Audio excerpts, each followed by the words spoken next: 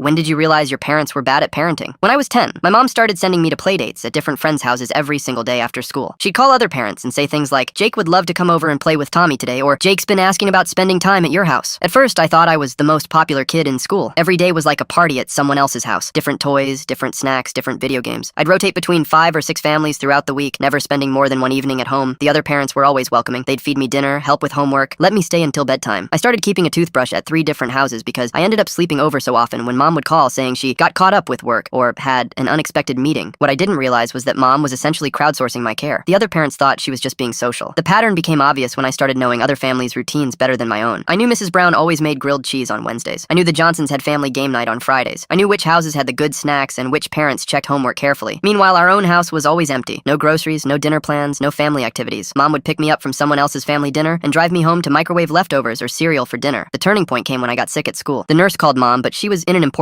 meeting and asked if I could just go to the Martinez family's house like usual. Mrs. Martinez picked me up, took me to her house, and spent the afternoon taking care of me while her own kids were at soccer practice. That evening, when mom came to collect me, Mrs. Martinez asked to speak with her privately. I was too sick to pay attention, but I heard raised voices from the kitchen. Later that week, Mrs. Martinez called a meeting with 3 other moms whose houses I regularly visited. They'd realized what was happening. I was spending more time at their houses than my own, and essentially being raised by a rotation of other people's parents. The conversation was uncomfortable. Mrs. Brown mentioned that I'd asked if I could move in permanently because her house felt more like home. The Martinez family had been buying me school supplies because I kept showing up without basic things. These women weren't trying to cause trouble. They were genuinely concerned that a 10-year-old was spending 30+ hours a week being cared for by other families while his own mother was mysteriously unavailable. They offered to help with carpooling, occasional babysitting, and playdates, but they couldn't continue being my primary caregivers while mom used their homes as free daycare service. Mom was furious initially, claiming the other parents were jealous of our flexibility and didn't understand modern parenting. But when she was forced to actually parent me every day, the truth became obvious. She had no idea how to take care of a child full-time. Meals were sporadic, homework went unchecked, bedtimes were inconsistent. Child services got involved when I started falling asleep in class and my grades dropped dramatically. The investigation revealed that mom had been using my social butterfly reputation to essentially abandon her parenting responsibilities while she pursued her own interests. I lived with my grandmother for most of 5th grade while mom learned basic parenting skills. During those months, the families who'd been caring for me continued to check in and invite me over, but now it was for actual playdates, not survival.